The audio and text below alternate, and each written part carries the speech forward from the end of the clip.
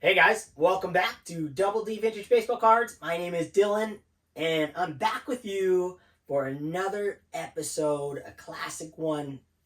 I know I've been gone for a while.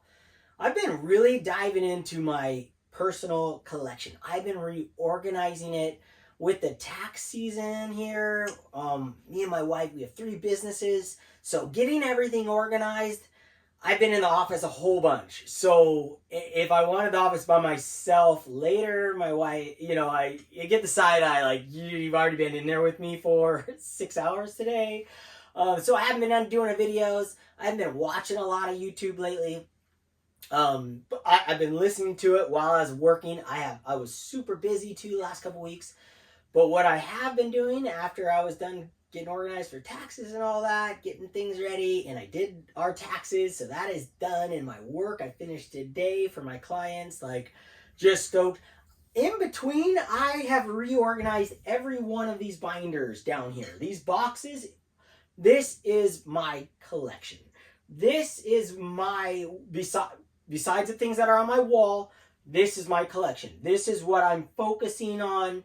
This is the only thing that I am going to keep long term is what fits in these binders. These are graded binders, and what fits on my wall at the same time. So I could fit roughly 1,000 graded cards in these binders and on my walls. And I'm also building another wall that you can't see, that it's a door, and it's all going to be cards. It's a sliding barn door, and it goes in the dark after, goes in the wall. It's sick. So that's a project I have going on. It's already working, but I don't have the displays built. But that's what I've been doing. And I just wanted to talk about the hobby in general. I want to talk about my thoughts on what I've been up to lately. Man, I've been doing Whatnot now. Whatnot selling of I had another set this big, about 11 binders with boxes for my ungraded stuff. I cleared them all out and put them in boxes because I'm selling them off, except for the ones that I'm upgrading into my Double D slabs, which you guys are going to see a bunch of, like this one right here. Just pull it out. I'll be showing cards randomly, pickups tonight, gifts, and just talking along the way. This Junior Gilliam right here.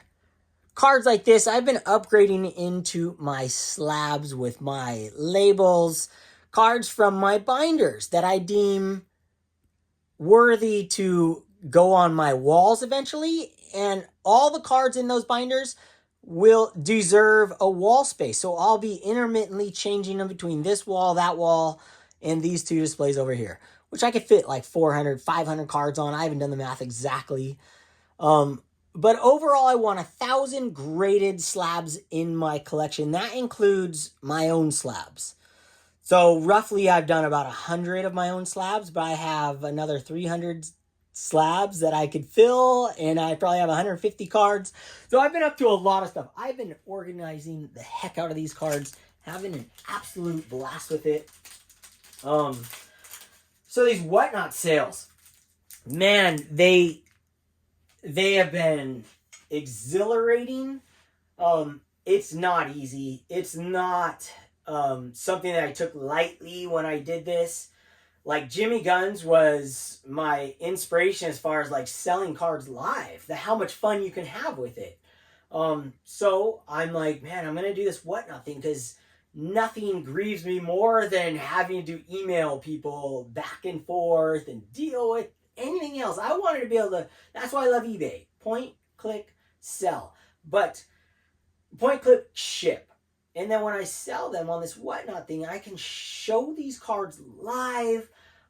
It's building. I have like 30 people in there, 25 minimum at all times. Even at like most people, it's like 2 in the morning for them, they're still on. And I've had friends on there from YouTube, but I've had repeat customers from non-YouTube, like completely different realm of collectors in a different community, and I've been having a blast. But it was really stressful for me the first time I did it, and the second time, and then the third time I got better, and then the last time, like I pushed the boundaries of what thought I was capable of doing, just like coming on here on YouTube. and expressing my thoughts and sharing my collection and now my collection journey and everything that is entwined with sharing yourself on video. It's really hard to do, and I think that anyone who's done it understands it. It's not easy to do this, but from a collector standpoint, to be able to share my thoughts and my opinions and my collection, most importantly, wherever that takes the collector, whether they're collecting $1 cards or TTMing or doing what I'm doing and doing the centered tops and what I'm going to talk about more on where I've created different binders and collections because I've been redoing it and realizing the cards that I have coming in fit another larger collection that I'm building. So this Whatnot thing, I want to say thank you to everyone out there who has partaken in it. But more importantly, I just want to express it's genuinely something exciting for me. The future of the hobby has jumped the border, so to say, where I can do it at home. eBay, I always thought I had 50,000 listings on it. That was I have the printer for it, the scanner, everything. I just couldn't list enough cards to sell on there for $1.50 each. Like Bo, million card Bo. I can't. I'm never gonna do that. I realize that I can't get to that level. It's so much time. So this, like, to sell my own collection of my ungraded stuff back on Whatnot, on these grades that I've given them over the years, and for people out there who either are on Whatnot and they buy my stuff, or on YouTube that buy my stuff, and they're trusting my eye and the grades that I'm giving them, and like, it's been an exhilarating feeling to put myself out there that far. I know it sounds silly to anyone who thinks Whatnot is simple and a joke and anyone can sell on Whatnot. It takes some guts to sell your own collection, especially vintage, saying what you think the card is and what you think it's valued at, kind of. I mean, I know you start at $1 and you let it go, but I'm giving them a value on what they're graded. Like, and I'm standing by it, and I'm giving anyone can hit me up and return a card if they want or anything like that. But even if you're selling modern stuff, there's a skill in, not even it's a skill, but it's more of just like putting yourself out there. Selling cards on Whatnot is not easy. So for me to step out of the comfort zone and do live auctions, it's been something that I didn't think I'd ever push myself to do. Just being on video here was I thought next level. Like when my first video, it's insane. So the things that I've learned on YouTube, what I've learned is more inspirational, not what I've learned technically in how to collect, because I went my own way. I'm doing something that not too many people are doing. Even though I'm collecting Topps cards, I'm doing it differently. And I didn't learn that from one person in particular. I didn't learn that on YouTube. I learned that from listening to podcasts, watching YouTube, and a conglomerate of a bunch of people's thoughts. And I ran that through my brain and realized that's how I want my collection to go. And it's morphing as we go.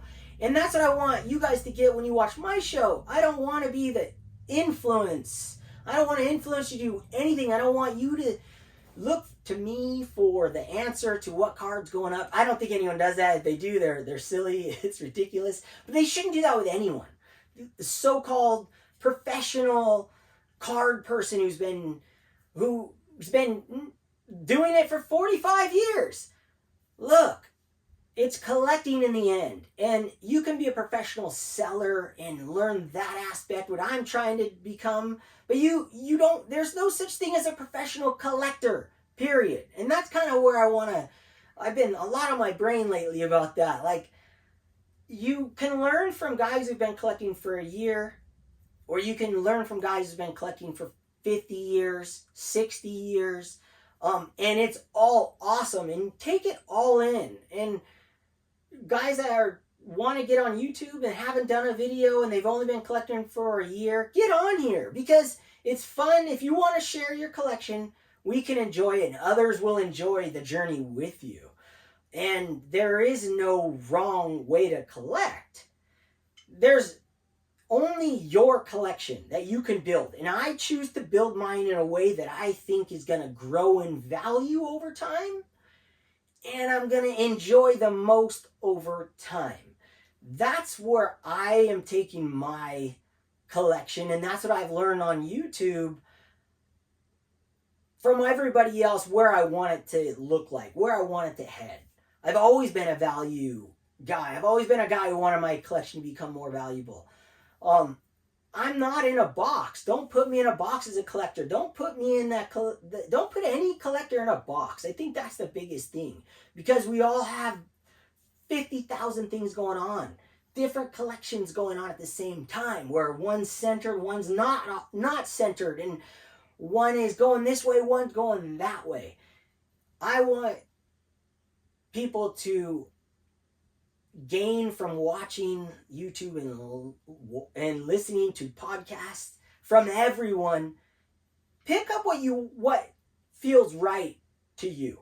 Don't listen to anyone who's been collecting for 50 years, 5 years, 10 years, 20 years. Run it all around in your brain and make it work for you.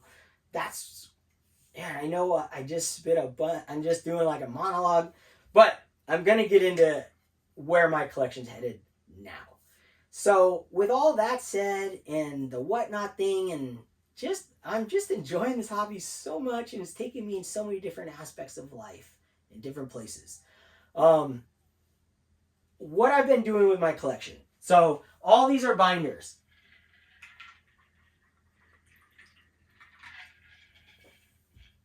And if you know, you know. I got the shirt on, so you know. What I've been doing is just so much fun. So each of these boxes, so we'll just pull this number 4 right here.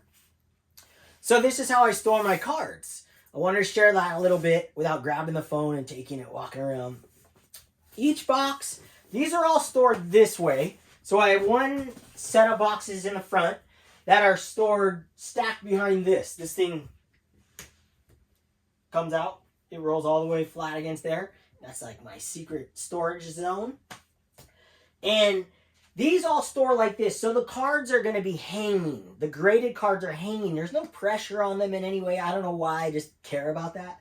These ones are all sitting the same way, but I have the labels on the top. So they're all in there the same, but these stack up in a safe, and these stack up in a different section this way. Most valuable ones go in the safe.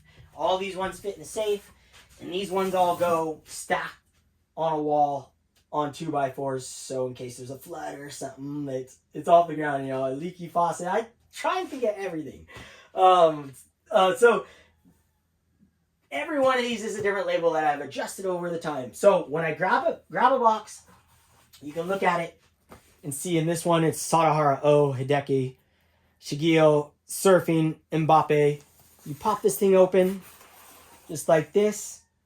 All the thing stays. There's no dust in here. I hate dust on cards.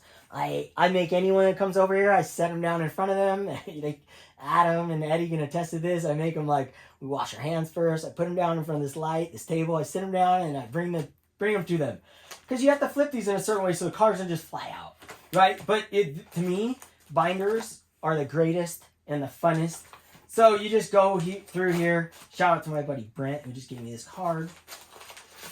And I organize it perfectly. So everything has a place. And every card I bought over the last couple years, like these modern stuff, I had ideas. Like I was doing all the golds and everything. But as I gain more cards, I'm like, wow, I can create more sets. Just like the PSA registry that I've never done. I've looked at just for like ideas at one point, probably for like an hour. I haven't gone on it since. Never went on it before.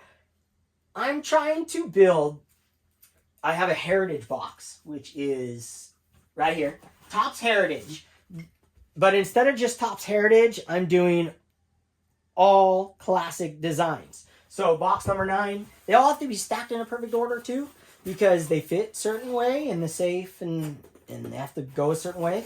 So I want to collect, since I had all these cards, I'm like, how am I going to organize them? I want one Topps design from every set. I have not put these in order yet because I don't have all of them, but the desire is to have one, like even 87 Topps, to go through and have one card from every single design, at least one card. I have multiples of some. So that's the plan with my collection on this binder. I mean, it's like, how cool is that? So I started taking things out of certain binders and reorganizing into other binders. As long as I have the same amount of cards overall, I can fit them in my collection. Now, I have room for another 200 or so graded cards. I think I could fit around 1,150 or something. I think I said 1,000 before, but I did the math exactly, but it's over there.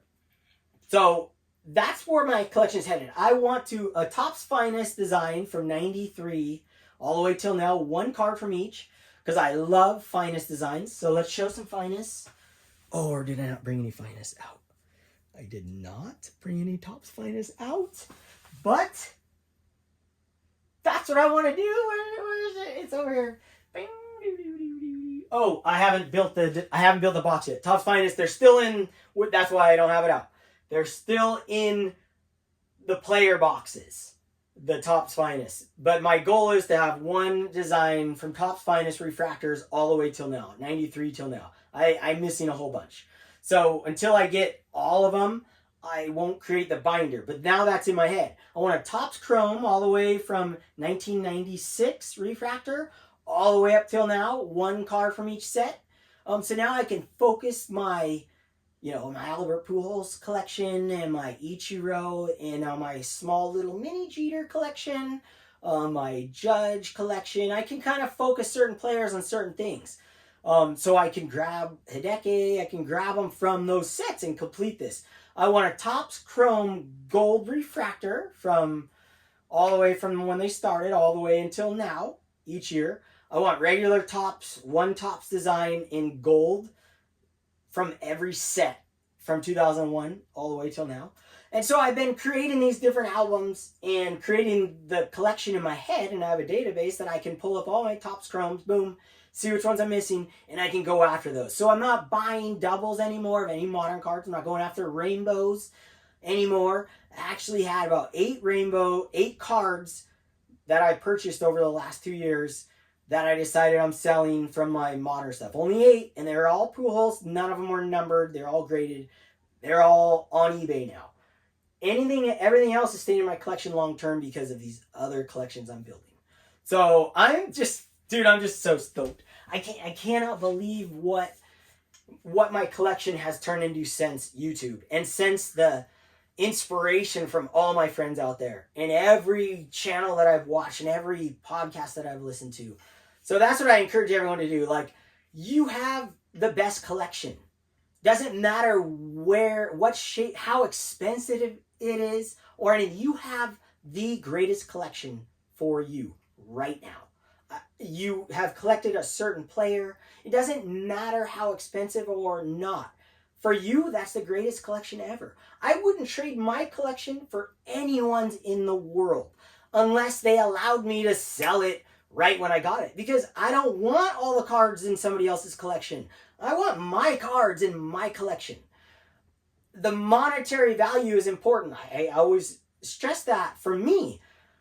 But even so, I wouldn't trade all my cards for another person who had the same amount of value straight across. I wouldn't trade them for the world. There's just I would never do that. If I traded these for, say, a $5 million collection, I would be selling most, if not every one of those cards in that $5 million collection to create the collection that I have right here. Yeah, I'll take the money. That'd be great. I would do that. Of course.